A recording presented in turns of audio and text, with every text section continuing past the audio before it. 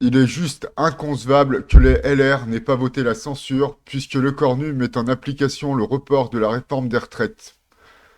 Que font les LR de Retailleau? Ils excluent les membres de leur parti qui participent au gouvernement et ne votent pas la censure de ce gouvernement. Donc on ne sait pas pourquoi ils ne votent pas la censure du gouvernement.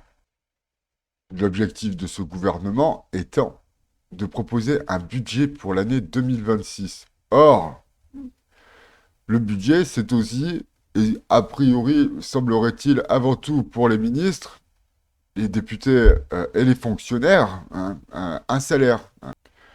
Donc, les députés ne votent pas la censure du gouvernement.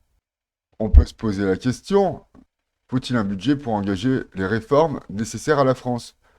Or, et de toute façon, pour les LR, participer au gouvernement n'est pas nécessaire pour engager des réformes. Et j'en reviens au point de départ, le report de la mise en œuvre de la réforme des retraites aurait dû conduire les LR à voter la motion de censure du Rassemblement national ou de LFI. Car les LR se sont battus pour la réforme des retraites. Les LR ne votent pas la censure, c'est donc un mystère. Même moi, je m'étais trompé. J'étais convaincu que les LR voteraient la censure. Or, déjà à la veille du discours de politique générale de Le Cornu, Wauquiez avait exhorté les membres, les députés LR, à ne pas voter la censure. Alors que Marine Le Pen, grondante, hurle, n'ayant pas peur des mots, à tue-tête, qu'elle censurerait tout, et alors que les LR et que le Rassemblement national ont la même ligne politique de politique intérieure, les LR et le Rassemblement national ne s'unissent pas, bien que les membres d'Eric Ciotti aient d'ores et déjà rejoint le RN. On pourrait arguer des différences entre la droite et l'extrême droite, mais en termes de politique intérieure, c'est la même chose, c'est la même limonade. On pourrait malgré tout reprocher à Marine Le Pen d'avoir censuré François Bayrou, qui nous a présenté un budget en or pour les comptes de l'État, et qui a Marine Le Pen censuré François Bayrou. Aussi, lui, donc, Olivier Faure et le PS ont également censuré François Bayrou. Et Olivier Faure et Boris Vallaud lui-même, un type comme ça, n'ont pas voté la censure contre le président, contre le gouvernement. Dixit Boris Vallaud, le non-recours à l'utilisation du 49.3 est un gage de confiance.